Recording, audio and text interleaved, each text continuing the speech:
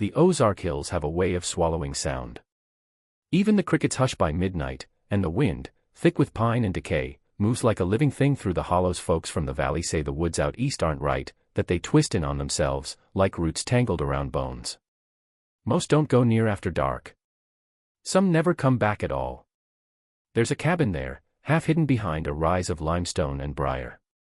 Its timbers are black with age, and something hangs from the porch, not wind chimes, but the jawbones of raccoons, cleaned and strung like charms. It's said the men who built it, old Eli Branson, lived there with his sister back before the war. Lived, and did worse. 3 sons, all by blood and by sin. When she died birthing the last, he buried her beneath the hearth, or so the stories say. No one's seen that place in years. The path washed out sometime in the 70s, and the county stopped marking it on maps. But when the drought came, and the river receded, a shape surfaced in the mud, a house beam, carved with initials that shouldn't still exist. That's when the whispers started again. About the Branson blood. About something still breathing out there. And when the wind blew from the east, the hills seemed to hum, low and mournful, like the sound of a father calling his sons home. The forest was not marked on any of the survey maps. It stretched like a bruise across the Ozark Hills, thick with cedar and oak, where the ground sweated mist even in daylight. The team had come up from the valley to chart new land parcels after a flood had shifted the boundaries, but by the second day, their GPS failed, their compasses spun, and the paths they'd flagged on the way and seemed to curve back on themselves. The youngest of them, Mason, said he felt like the trees were moving, closing in just enough that the air between them grew thinner, harder to breathe. It was just nerves, the others told him. But the forest didn't sound right, no birds, no crickets, not even the drone of flies. Only the creak of old wood bending in the wind, like something alive. By late afternoon, when the light had turned the color of copper, they saw it through the trees, the shape of a roof, slanted and half swallowed by vines. At first, they thought it might be an old hunter's shack, one of the many left to rot in the backcountry. But as they got closer, the silence deepened. The cabin stood in a shallow hollow, hidden behind a wall of briar that had to be hacked through with machetes. Every surface of it was warped, blackened by rain and time, its chimney sagging like a broken spine.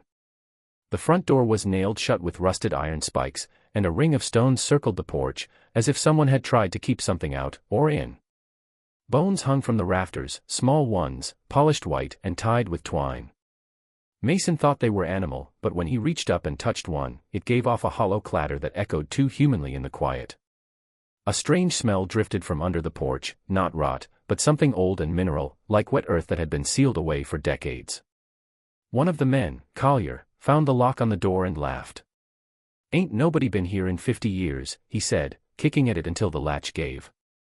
The door moaned open, slow and reluctant, releasing a draft of air so cold it raised gooseflesh on their arms. Dust fell in ribbons through the slanted sunlight, and what they saw inside made them forget their laughter entirely. The floor was covered in thick soot, footprints leading in circles, and on the wall nearest the window, carved deep into the wood, were names, the same name, over and over again, written in a hand that trembled as it went.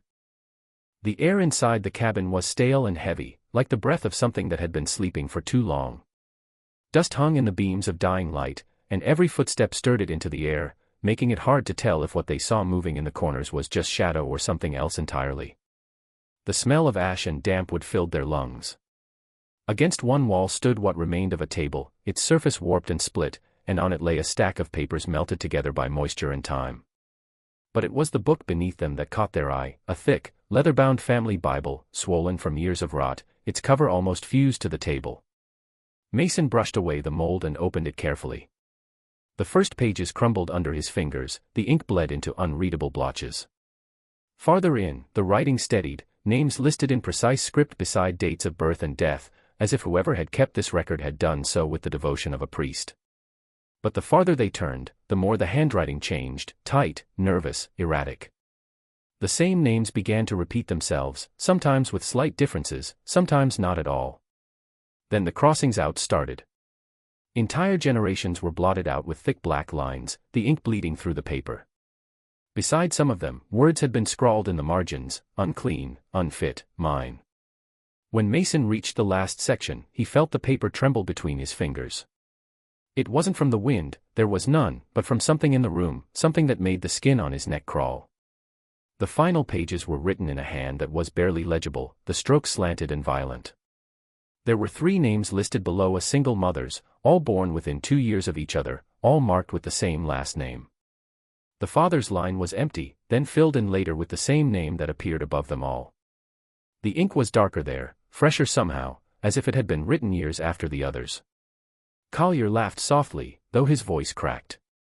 "Guess the old man didn't think much of keeping the family pure," he muttered, flipping another page. But Mason didn't answer. He had noticed something else, faint indentations under the writing, pressed into the paper as though someone had carved words there long after the ink dried. He held the page closer to the light and saw it, a phrase etched so deep it tore the fibers. Blood is the root. Blood must return. The room seemed to pulse around them, the air dense with a low hum that might have been the wind or something older, something that had been waiting beneath those names for a very long time. The locals didn't talk much about the woods east of the river.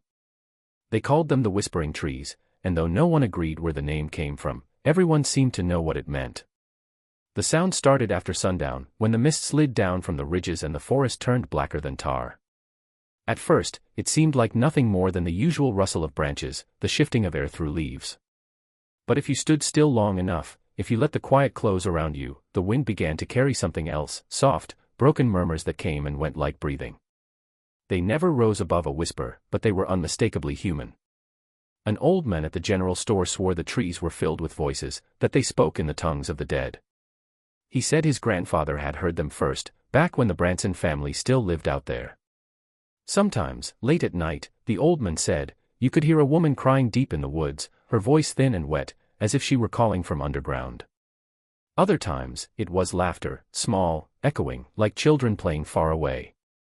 But if you followed the sound, it always led you in circles, back to where you started, with your footprints laid neatly over your own. When Mason and the others came back to camp that night, they were too tired to talk about what they'd found in the cabin. The forest pressed close around them, every tree seeming to lean just a little too far inward. Sometime after midnight, Mason woke to the wind. It was low and steady, sliding through the branches, but underneath it was something else, a pattern, like words half-formed. He thought he could make out his name. He sat up, listening harder. The sound rose and fell, weaving between the trunks, and though it came from everywhere at once, it always seemed closest just behind him. Collier stirred and muttered in his sleep, his face pale in the glow of the dying fire. Mason crept toward the tree lean, heart pounding, drawn forward by the strange rhythm in the air. It wasn't wind anymore. It was too deliberate, too wet. A whisper brushed his ear, so close he felt the heat of breath. He spun around, but there was nothing, only the trees shifting slightly, as if they'd moved back into place. Then came another sound, a soft thump, like something heavy landing on damp soil, followed by a faint, whispering laugh that seemed to echo from the direction of the cabin they'd left behind. In the days that followed, the whispers seemed to cling to the men wherever they went. Even in daylight, when the fog burned off and the woods looked almost harmless, the air held a kind of memory, thick and watchful. Mason couldn't stop thinking about the names in the Bible, how they repeated, how the handwriting changed, how one man's name appeared again and again, folded over generations. When they stopped in town to restock supplies, he asked the locals if they'd ever heard of the Bransons. The question was met with silence so immediate it felt rehearsed. The woman behind the counter at the feed store looked up sharply and said the family had been gone for years, maybe a century, and it was best to leave them be. Her voice cracked on that last word, and when Mason pressed, she just shook her head and muttered something about bad roots. An older man sitting by the window spat tobacco into a can and said the Branson blood never left the hills. Some things breed inward till they forget what they started as, he said, not looking up. And when that happens, the woods keep what's left. Later, an old-timer at the gas station filled in what little anyone dared repeat. Eli Branson had taken his sister as a wife, they said. No preacher would marry them, so he built his own altar and wrote his own vows. They had 3 sons, all born pale and quiet, none of them crying after birth. Folks claimed the boys never went to school, never came into town, and when someone finally went to check on them, the place was empty, doors nailed shut, windows blacked over, graves freshly dug in the yard with no names carved on the stones. Still, people whispered that the bloodline had carried on. Not above ground, but beneath it, in the hollows, in the dark veins of the hills where the soil stayed wet and the air didn't move. There were stories of figures glimpsed at dusk, watching from the tree-line, their faces too familiar to strangers who swore they'd seen the same eyes decades apart. A hunter once claimed he'd found an old photograph nailed to a tree, a man standing beside a woman, both smiling with mouths closed tight, 3 boys at their feet, each with the same hollow stare. The hunter burned the picture that night, but he said the smoke didn't rise, it sank, curling into the ground like something finding its way home. By the 5th morning, the forest had taken on a different shape. The air was thicker, the light slower to reach the ground, as though the sun itself hesitated to enter. The men spoke little. Mason noticed how the map no longer matched the land, how paths that had been clear now ended in walls of brush, and how the river's distant murmur seemed to shift sides each time they moved camp. Collier joked that the trees were playing tricks, but no one laughed anymore. The sense of direction that had always grounded them was gone. It was Mason who noticed first that Daniel hadn't returned from scouting the ridge. He'd gone out before dawn with his radio and machete, promising to mark a route back toward the main road. By noon, there was still no word. They called his name until their voices cracked, the sound bouncing back from the hills as if mocked. Mason hiked the ridge himself, following Daniel's bootprints where the soil was soft, but after half a mile, the trail broke off abruptly, not fading, but turning sharply back toward the hollow where the cabin sat. The prints grew deeper as they neared the clearing, as though Daniel had been running or pulled.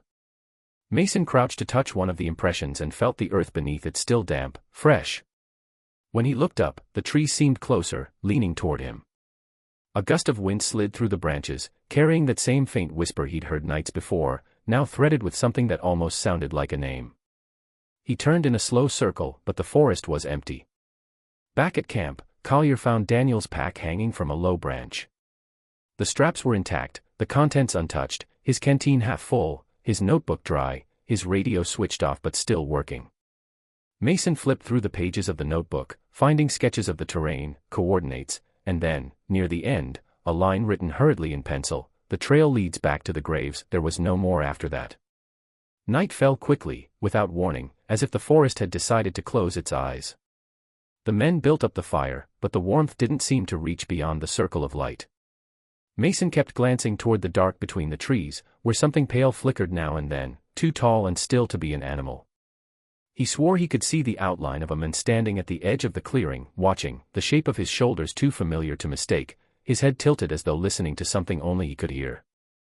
The morning after Daniel's disappearance, a gray fog rolled down from the ridge and settled over the hollow like a living thing.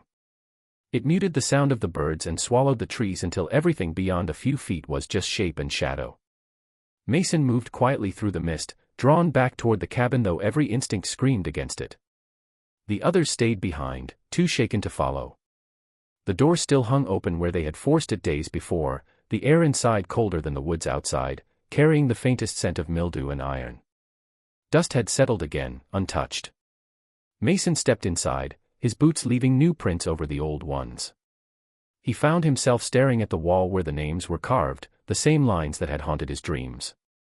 The light from the window caught something new this time, a sliver of white behind the warped boards.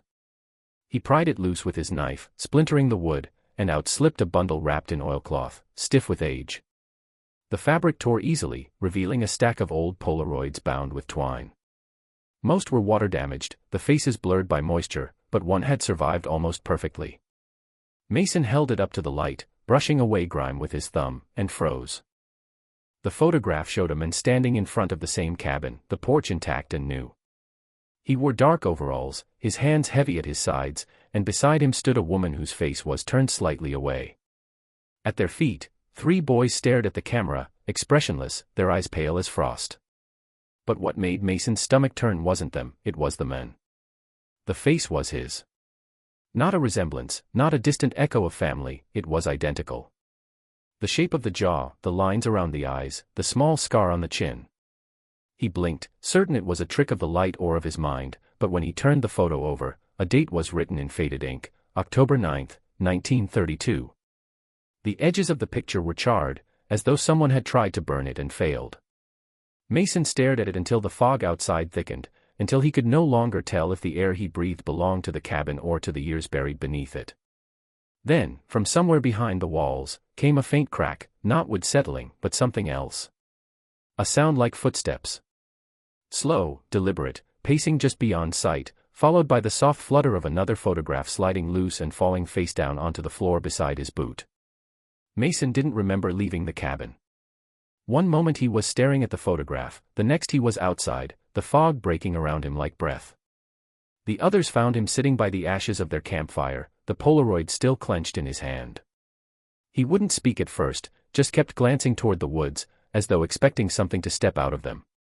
When he finally did talk, his voice was low, hollow, like it came from somewhere far away.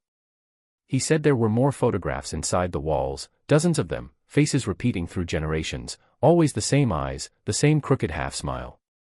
Collier didn't believe him until Mason showed the picture. Then no one spoke for a long time. Later that day, while rummaging through the cabin again, Collier found a box beneath the hearth. The lid was fused shut, but inside were medical journals, their covers brittle and yellowed. Each was marked with the same initials, E.B. The handwriting was meticulous, every page filled with notes, diagrams, and sketches of children at different ages. At first, it read like a doctor's study, but as the pages went on, the entries turned darker, stranger. There were descriptions of infants born without sound, their lungs moving but never catching air, their chests rising and falling in complete silence. The writer called them the hollow births. Mason read aloud one entry dated 1914, the ink thick and uneven, *, they come from her quiet. Not dead, not alive. The silence passes through blood like breath through bone. They look at me and know, *. The next pages were more desperate, scribbled in the margins, describing attempts to teach the breath back, to fill their lungs with the noise of life. But the notes always ended the same way, the quiet returns. There were sketches too, crude outlines of small figures, mouths open wide, throats shaded black. The last page was stuck to the cover, its paper darker, as if stained by something more than age. When Mason peeled it back, a single line covered the entire sheet. The blood will remember what it was meant to forget. Beneath it, pressed into the paper, was a faint, circular mark, a thumbprint, maybe, or the ring of something wet that had dried long ago. Outside, the wind picked up, and the trees began to murmur again. But this time it wasn't just whispers. It was a rhythm, low and steady, almost like breathing, or the attempt of something that had never learned how. The nights grew longer after that. The fire refused to stay lit for more than a few hours, and the air around the camp never seemed still. Mason slept little, waking to the sound of movement just beyond the reach of the lantern glow, slow, careful steps circling the perimeter. Collier claimed it was just deer nosing through the brush, but Mason knew better. He had begun to recognize a pattern in the noises, 3 steps, then a pause, as though whatever was out there was pacing. It always stopped when he looked toward it, resuming only when his eyes drifted shut. On the third night, he saw something. The fog had settled low again, turning the forest into a pale sea. Through it, just beyond the trees, a figure stood watching. At first Mason thought it was Daniel, his height, his shape, but then the man turned slightly, and the firelight caught the side of his face. It wasn't Daniel. The features were wrong, the skin drawn too tight, the eyes sunk too deep. The figure didn't move, didn't breathe, only watched until the fog swallowed it whole. When Mason ran toward it, the space between the trees felt endless, the air cold and heavy like water. By the time he reached the clearing, there was nothing left but a patch of disturbed soil and the faint impression of bare feet leading toward the old graves behind the cabin. The next morning, they found the earth overturned at one of the burial mounds. The ground was soft, freshly broken, though the markers had long since rotted away.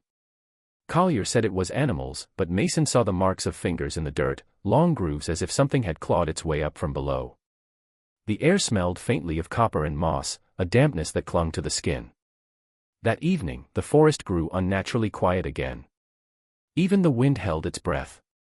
Mason stood by the edge of the graves and thought he saw movement beneath the soil, a slight shifting, as though something was turning beneath it.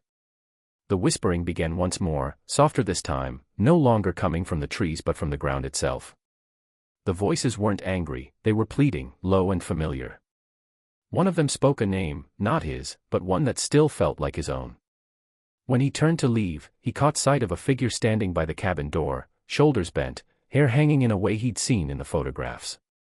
The same hollow eyes stared back at him, and though the lips didn't move, Mason knew what they were saying. he never died. By the time the moon rose full over the ridge, the forest had turned against them completely. Paths that once led downhill now circled back to the graves, and every compass needle spun as if confused by the pulse beneath the soil. Collier wanted to leave, to cut through the brush and follow the river until they hit open land, but Mason couldn't bring himself to go. Something had settled in him since he saw the figure by the cabin, a pull deep in his chest that made the thought of leaving feel wrong, as though part of him belonged to the earth under his feet. That night, while the others argued in whispers, he returned alone to the clearing.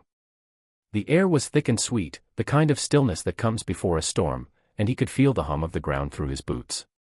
He found the altar behind the cabin, a slab of limestone half buried in moss, its surface carved with symbols that had once been crosses but were twisted, bent into spirals that led nowhere. Around it lay bones arranged in circles, their ends painted red with something that hadn't faded with time. Mason knelt and traced the carvings with his fingers. They pulsed faintly with warmth, as though the stone itself remembered the hands that had cut it. Beneath the moss he found a word carved deep, the same word that appeared in the Bible and in the journals: return. A sound rose from the woods, low chanting, distant but coming closer. The voices were rough, uneven, as though their owners hadn't spoken aloud in years. From the tree line, shapes emerged carrying lanterns made of glass jars. Mason counted 3 of them, each moving with a slow, deliberate rhythm. Their faces were hidden beneath hoods stitched from burlap, but their bodies were frail, bent, almost childlike. They took their places around the stone, and one stepped forward, holding something wrapped in cloth. The figure unrolled it carefully, a piece of parchment stained dark and wet, covered in words written in the same trembling hand Mason had seen inside the cabin. The chanting deepened, the sound vibrating in Mason's chest. He wanted to run but couldn't move. The tallest figure lifted its head, and the light caught its face through the burlap, pale, lined, and too familiar. It was Daniel, or what was left of him, his eyes hollow, mouth moving soundlessly. When the others began to sway, Mason realized they were repeating something over and over, the same phrase carved into the family Bible: blood is the root. Blood must return, The chanting built until it no longer sounded like voices but like the forest itself was breathing through them. The lanterns flickered wildly, their light stretching and shrinking with every word. Mason stood frozen at the edge of the clearing, unable to tell if what he felt was terror or recognition. The ground trembled beneath his feet, and the air thickened with the scent of iron and wet earth. The hooded figures pressed their palms to the stone, and the symbols began to glow faintly, seeping red light as if the stone bled from its own carvings. Daniel, or whatever was left of him, lifted his head, and Mason saw that his lips were moving in silence, yet the words echoed everywhere, spilling from the trees, from the soil, from the dark that hung above the hollow. The stone cracked down the middle with a sound like a gunshot. The chanting stopped. In the stillness that followed, Mason could hear something shifting beneath the ground, slow and deliberate, dragging its way up from the roots. The figures backed away, bowing their heads, murmuring as if in reverence. A hand broke through the soil, gray, veined, slick with mud, and then another. The shape that rose from the earth was not corpse or spirit but something in between, its form trembling as it pulled itself free. Mason saw the face only for a moment, but it was enough. The same eyes, the same scar, the same mouth set in grim stillness. Eli Branson had returned. The thing turned its gaze toward Mason, and in that instant, the connection snapped into place. Images flashed through his mind, faces, places, memories not his own. He saw the cabin when it was new, the sister's face pale in candlelight, the 3 sons lined before the hearth. He saw generations folding in on themselves, blood looping and looping until it couldn't tell beginning from end. And through it all, Eli's voice whispering one phrase again and again, a command that lived inside the bones: we return to what we are. Mason fell to his knees, choking on the air, his heart hammering in rhythm with the pulse of the ground. He understood now that he hadn't found this place by chance. The map, the failed compasses, the whispers, all of it had led him here because he was meant to come. The blood in his veins was older than his name, older than the town that forgot it. The figure in the soil extended its hand, and though every part of Mason screamed to run, another part, a deeper, older part, reached back. The forest sighed as if in relief, the wind rising once more, carrying his name through the trees like a welcome home.